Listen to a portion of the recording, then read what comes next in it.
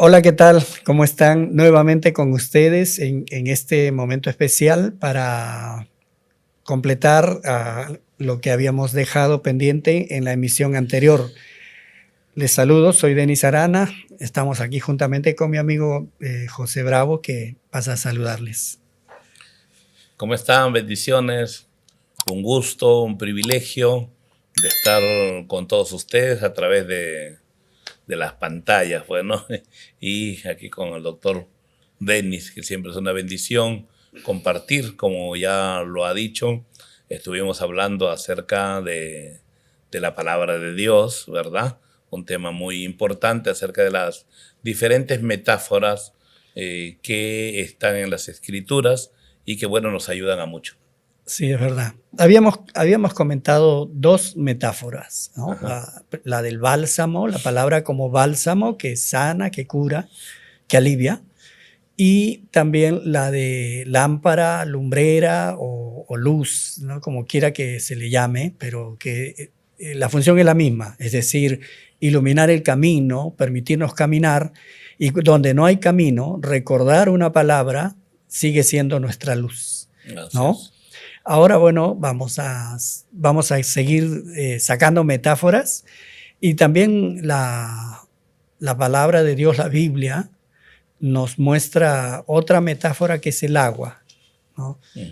Bueno, a veces habla de agua y a veces habla de agua viva.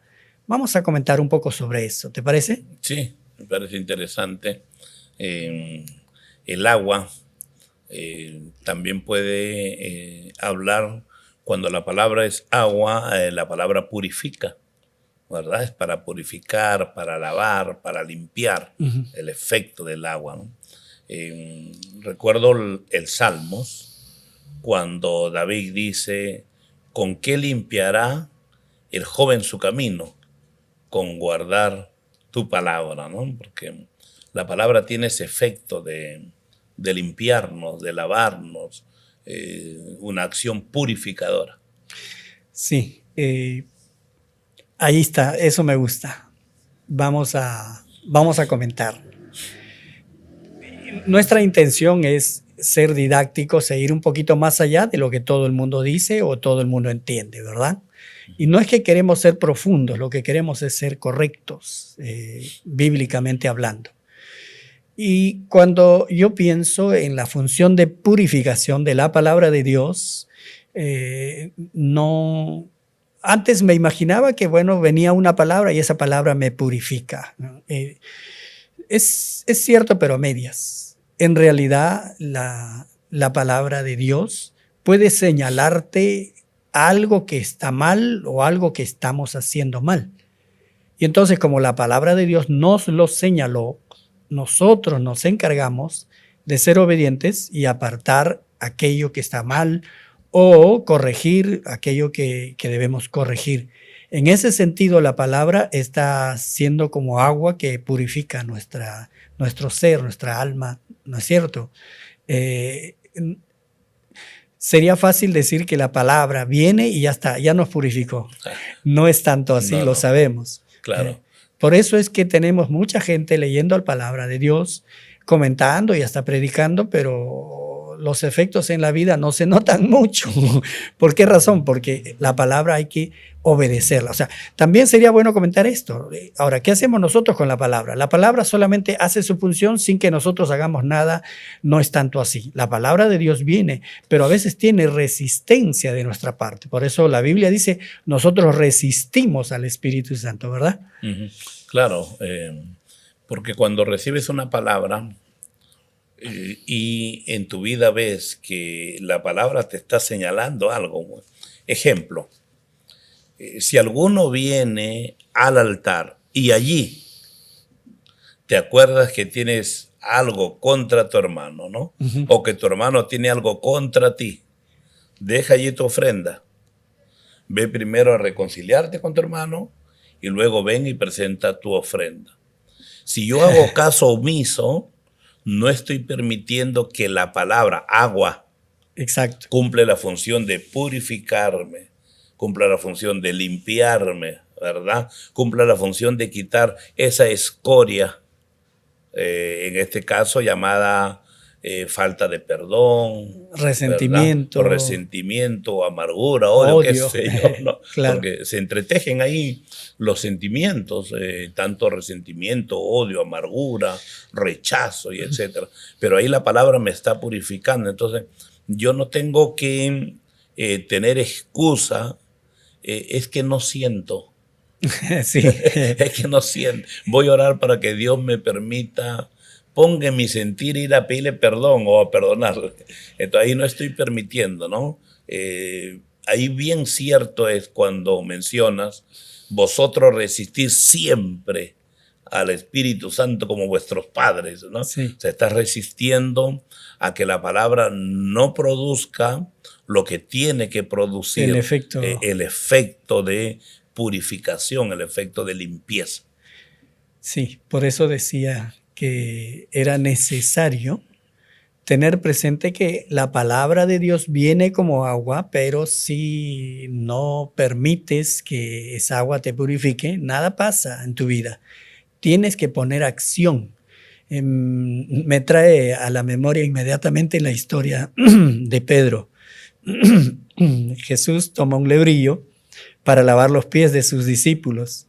Y va lavando uno a uno y todos tranquilos, bueno, ahí está. Pero Pedro se resiste. No, a mí no me vas a lavar, ¿qué pie? Tú no, yo tengo que, no me vas a lavar. Dice, si no te lavo, no tienes parte conmigo. Ay, lávame todo el cuerpo. Laven la mano y la cabeza. Es decir, cuando no se entiende, no se permite. Así es.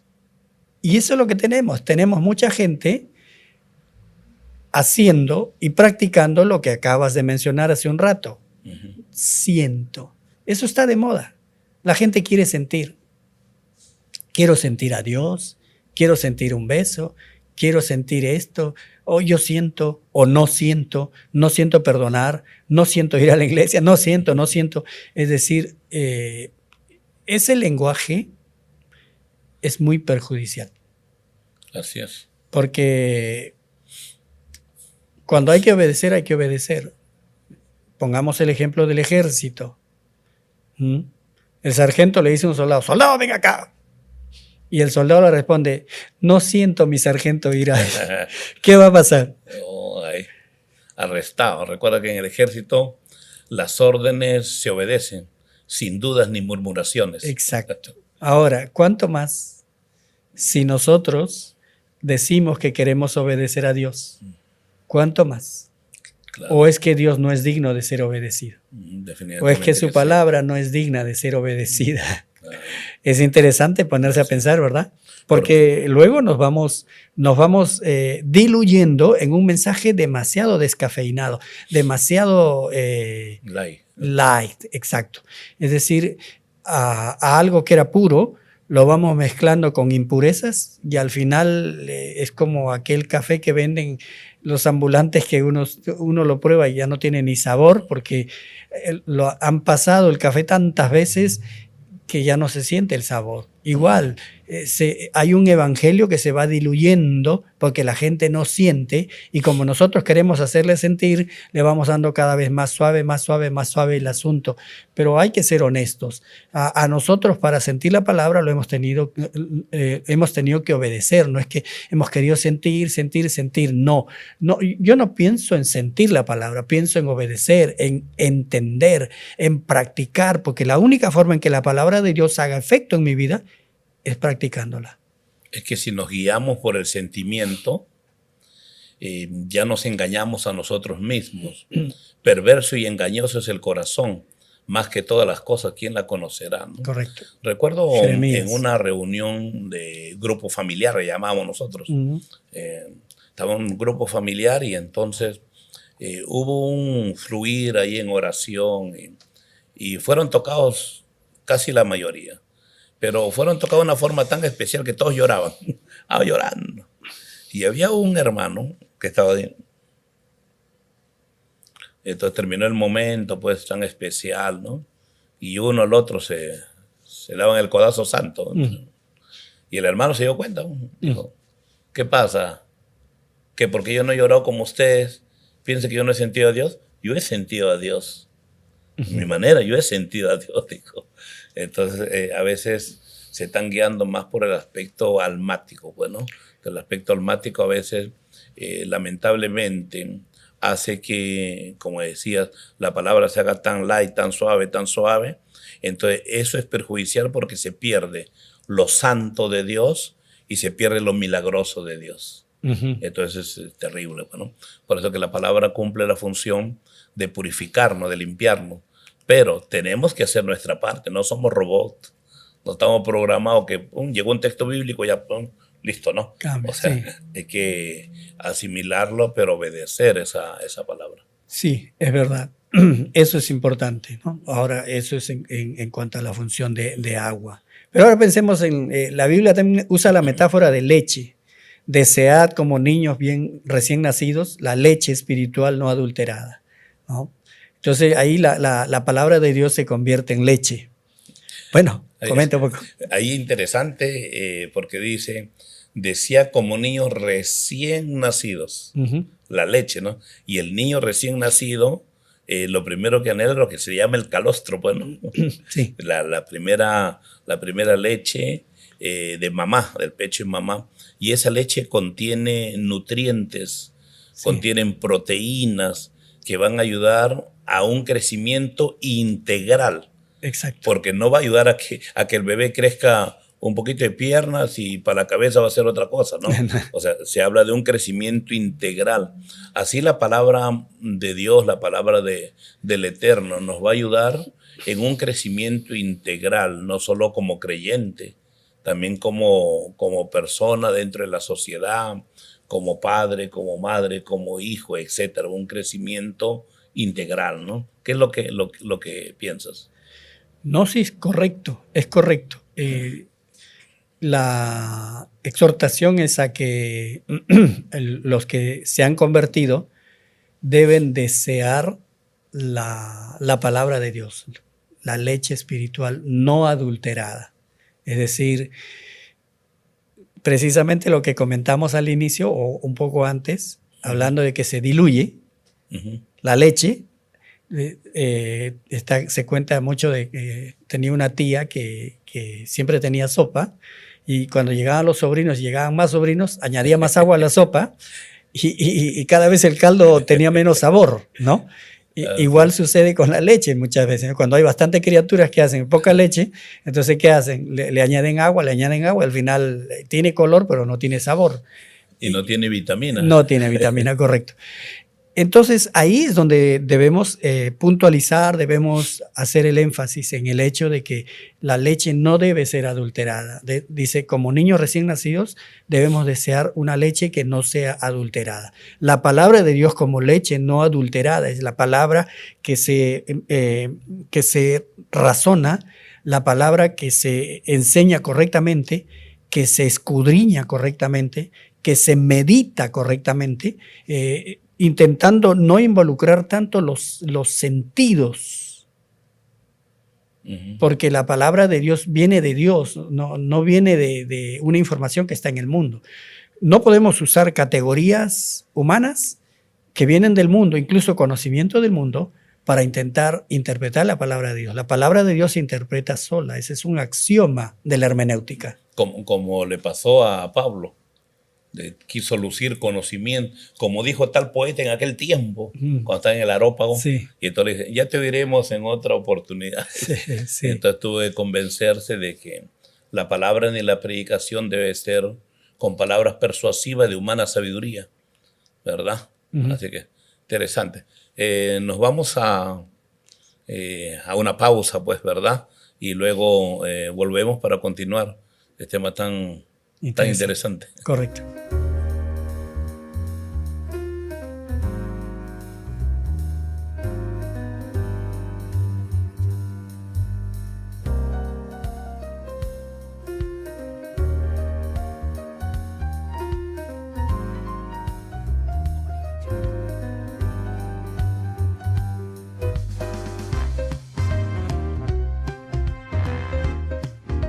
Estamos de vuelta y vamos a continuar con este tema tan interesante. La verdad que me apasiona hablar de la palabra de Dios y escuchar de la palabra de Dios y las diferentes funciones que cumple en nuestra vida, ¿no?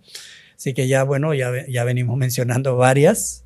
Hemos mencionado en esta emisión, estamos mencionando el agua y la leche, ¿verdad? Ajá. Y hemos estado hablando que la leche no debe ser adulterada y que el agua, cuando viene, la palabra debe ser obedecida, porque de lo contrario el agua no cumple su función de purificación. Así es. ¿No es cierto? Porque esto es terrible. Ahora, la palabra también se presenta como pan, ¿verdad? Ajá. Pan de vida, Ujú. ¿no? Bueno, coméntame un poquito sobre ese. Primero hablando de leche, pero ahora hablando de pan. Sí, Y ya pan tendríamos que hablar de un alimento más sólido, más sólido. más consistente. Me trae a la memoria aquel pasaje de Isaías, cuando dice, ¿para quién será la ciencia? Para los arrancados de los pechos, dice, ¿no? Entonces, me hace la referencia que no siempre voy a estar con la leche espiritual, bueno, con el primer alimento, sino que tengo que pasar a un proceso también ya de gustar, de comer un alimento más sólido, un alimento más consistente, pues, ¿no? Es como a los hijos cuando están niñitos, voy a darle prohibiciones. Cuando están más grandecitos ya son orientaciones, ¿no? O sea, va variando, ¿no? Sí. La diferencia entre leche y pan es la diferencia de la dependencia y la independencia. Excelente. Básicamente, por allí va el asunto. También el libro de Hebreos dice, ¿no? Dice que tienen tanto tiempo en la fe y debiendo ya ser maduros, todavía tienen necesidad de leche. Y eso es lo triste, gente que tenga mucho tiempo en la fe y todavía está mamando leche, ¿no? Llama la atención que una criatura de 5 años todavía esté lactando. Uh-huh. A los 5 años debería estar devorando comida, ¿no? Es decir, hay una transición entre lactar porque no se sabe comer, porque no hay muelitas, no hay dientes, y luego van saliendo los dientes precisamente cuando ya empieza esa etapa de transición hacia masticar, hacia aprender a comer solo. Y la idea de Dios no es que toda la vida estemos como niños ahí tomando leche, porque la leche es buena cuando estamos recién nacidos, pero la leche deja de ser buena cuando nos vamos haciendo adultos. Si solamente tomamos leche, estamos realmente, permíteme usar una expresión coloquial, estamos fritos. Uh-huh. Estamos perdidos. Vamos a quedar retrasados toda nuestra vida. Y tenemos, lo digo con pena, tenemos mucha gente en nuestras congregaciones que se han acostumbrado a la leche y que no han aprendido a masticar el alimento sólido. Es decir, la palabra para ellos es leche, no es pan. Uh-huh. Me gusta la expresión y quisiera que me ayudes para poder un poquito poner un poco más de énfasis en el sentido leche, dependiente de mamá, pues, ¿no? Uh-huh. ¿Verdad? Pan, independiente. Independiente. O sea, lo como solo, pues, ¿no? Sí. Como aquella expresión cuando Jesús le dice a Pedro, ¿me amas? Bueno, apacienta mis corderos, pues, ¿no? ¿Me amas? Pastorea mis ovejas. Diferencia, ¿no? Apacentar corderos, dar de comer al rebaño, pastorear, ver, mirar, ¿no? Mientras ellos comen. Guiar. ¿No? La diferencia, ¿no? Entonces, tenemos comunidades donde los creyentes siguen dependientes de, ejemplo, pastor, ¿puedo ir para que le predique a mi primo? Pero usted no le puede predicar. Pastor, ¿puede ir para que le ore a mi vecina? Pero usted no le puede orar. Sí. ¿Verdad? Entonces, están dependientes de, y mientras estén dependientes de, una palabra está un poquito, no me gusta mucho, pero es una realidad. Mientras siga dependiente de, se hace inútil. Es la palabra. ¿No? ¿Verdad? Es correcto. Porque no desarrolla sus habilidades. Es como criar a un hijo, pues, que que mamá le tiene que lavar la ropa, que le tiene que cocinar, que mamá tiene que plancharle. O sea, lo hace inútil, lo hace dependiente de ella, entonces no se desarrolla, ¿no? Aquí tenemos que recurrir a nuestra cultura latina. Y el comentario que hace mucha gente en Europa, en Estados Unidos, sobre la cultura latina es que la cultura latina tiene una cultura de tribu. O sea, los padres nunca dejan ir a los hijos, nunca los sueltan. En Estados Unidos tienen la costumbre de que cuando el hijo está de 14, 15 años le van enseñando a hacer algunas cosas y le dice, tienes que buscar tus propios recursos. Ve a cortarle el césped al vecino, ve a hacer los mandados al supermercado, ve a hacer alguna cosa. Y cuando ellos van llegando a la hora o la época de enamorarse, algunos se independizan, van y alquilan su propio apartamento, se va a vivir con algunos amigos, etcétera. Se van a la universidad y ya van aprendiendo a ser independientes, porque la idea es que el ser humano deje de ser niño cuando fue niño.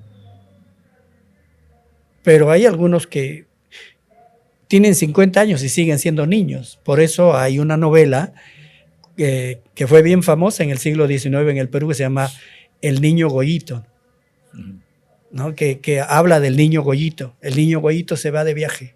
¿Y por qué le decían niño? Tenía 50 años, pero seguía siendo niño. Así lo seguían tratando las criadas. Hay mucha dependencia. Las congregaciones tienen esa dificultad cuando los pastores son sobreprotectores, ¿no? Nunca se quiere largar a la gente, es decir, soltarlos para que hagan las cosas. Casi siempre se los quiere tener controlados y de alguna manera manipulados. Hay demasiado ego en nuestro ministerio a veces y nos ponemos queremos que todos estén debajo y que nosotros con el ala abierta como pollitos ahí. Pero esa no es la idea de Dios. La idea de Dios es formar, ser un nexo. Tú no eres la persona final. No sabes a dónde llegará ese discípulo, no sabes a dónde llegará ese hijo. El hijo tiene que volar, tiene que extender sus propias alas. El águila lleva a las alturas a su polluelo y lo suelta y se va en picada y si no mueve sus alas se mata. Luego va, lo saca hasta que aprende a volar. Y cuando aprende a volar lo empieza a desconocer. Igual sucede en el reino animal con toda madre. Solo entre los seres humanos y entre los latinos tenemos madres que nunca quieren dejar ir a sus hijos y padres que siempre están corriendo a atender las necesidades de los hijos. Por eso los hijos van, se casan y ¿qué hacen? Le llevan los hijos a la mamá, al papá, ahí lo llevan a cuidar, se meten a un cuarto ahí de sus padres y ahí están viviendo. No, son incapaces de salir, ir a buscar su propio apartamento, su propia casa, de hacer sus recursos para lograr independencia económica. Claro, interesante lo que al entender pues el concepto claro de la palabra, ¿no? Primero leche, pero ahora ya pan, pues, ¿no? Y al alimentarte pan, ya te está hablando no solamente para términos espirituales, porque mucho se ha espiritualizado también, sino que ahora estás tocando, por ejemplo, el término ya social, el término familiar, ¿no? Porque la palabra de Dios, yo creo, bien es cierto, va a trascender, pues, ¿no? En ese caso yo la he tenido claro con mis hijos. Siempre les digo a mi esposa, pues, ¿no? Digo, a los hijos se les cría para que se vayan de la casa. Sí. Que así es. Entonces, mis hijos de niños les he enseñado a hacer todas las cosas. Y ellos saben hacer de todo, para que vayan saliendo, porque vuelvo a repetir, si no se le hace inútil. Y yo he llevado gente, jóvenes, que no tienen habilidades, o sea, no la han desarrollado, ¿no? Las tienen pero muy dormidas, entonces no la han desarrollado y pasan vergüenza en la sociedad. Así que al entender que la palabra pues o sea, ¿a dónde nos lleva la escritura, no? O sea, sí. Interesante. La función de solamente 2 metáforas nos pueden explicar mucho de la vida. Leche y pan. Así es. Es fundamental tener presente esto. La cultura es buena. no podemos renegar de nuestra cultura. Pero cuando la cultura se opone a la palabra de Dios, ya la cultura no es tan buena. La palabra de Dios debe primar sobre mi cultura. Es decir, estoy hablando de la cultura nacional, la cultura latina, etc. Sí. La palabra de Dios va más allá de cualquier cultura, incluso la americana, europea, lo que quieras. La palabra de Dios tiene suficiente enseñanza para ser buenos padres, para ser buenos hijos, para ser buenos ciudadanos, para ser buenos pastores, buenos hermanos, etc. Pero no le prestamos atención, mejor dicho, no la miramos con la debida atención. La miramos de manera descuidada, porque hemos caído en consumir esa cultura de quiero sentir, y todo el mundo quiere la administración, y no les gusta la meditación, no les gusta la reflexión, no les gusta el razonamiento de la escritura, y cuando no razonas, pues esto queda como Kiko. ¿Te acuerdas de Kiko que decía que lo tenía nuevo, no? Es como ver ahora, pues no, lamentable, tendré que decir lamentable, un poquito. A veces uno como maestro reconocer esto es, para mí es fuerte, ¿no? Reconocer que la iglesia de este tiempo está lleno de costumbre y tradiciones sin Biblia. Más costumbres, más tradiciones, pero poca Biblia, porque el lugar donde más huyen las personas es el lugar de la enseñanza. Un ejemplo, pues, ¿no? El día miércoles tenemos enseñanza en la congregación, donde más están ausentes, ¿no? Que se han acostumbrado a la predicación, donde la predicación los motiva, los anima, y entonces no están muy fundamentados. Pero las palabras del Eterno, cada palabra con la metáfora debidamente bien direccionada, dirigida, nos lleva pues a toma de decisiones, ¿no? Nos lleva a ser diferentes. En alguna oportunidad, hace un tiempito, comentábamos contigo, no en cámara, pero fuera, acerca de que hay una palabra que dice, aún una vez y conmoveré no solo la tierra, sino también el cielo. Y esta frase, aún una vez, indica la remoción de las cosas removibles. Todo lo que puede ser susceptible de sacudir, será sacudido. Dios sacudirá esto tarde o temprano. Tal vez lo que debiéramos revisar es la forma como enseñamos. Hemos establecido cultos y momentos y reuniones y no salimos de esa espiral de actividades, y entonces ya la gente no tiene mayor motivación. La pandemia sacudió y bueno, hicieron reuniones virtuales, algunos retornaron al Señor después de tiempo, cosas así. Creo que va a llegar un momento en donde vamos a tener que revisar también lo que hacemos en la iglesia y con la iglesia. No es una amenaza, pero está en la Escritura. Todo va a ser removido, todo. La economía, la política y obviamente la iglesia también. Todo va a ser sacudido. Porque cuando Cristo venga por su iglesia, va a venir por una iglesia pura y santa. No viene por una iglesia en las condiciones en que hoy en día se encuentra. No claro, viene. Definitivamente no es amenaza, porque la Escritura misma establece, es necesario que el juicio de Dios comience en la iglesia.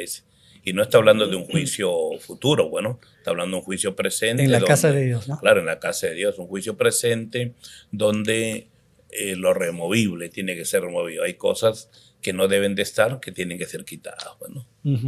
Así es. Y mira, ya nuevamente se nos va la hora, claro. Es que estos temas son muy buenos, la palabra de Dios tiene mucho para ser explicada, enseñada. Solo hablando de metáforas podríamos enriquecernos durante un año, pero bueno, ha sido suficiente en 2 emisiones. Quizá en algún momento volvamos sobre esto para hablar un poco más. Sí. Quedamos muy agradecidos, queridos amigos, que Dios les bendiga, y tu saludo final. No se olviden de suscribirse, Jack_el.podcast, la mano de Dios, den clic a la campanita y compartan. Si esto está bendiciendo tu vida, comparta con amigos, familiares. Bendiciones. Bendiciones.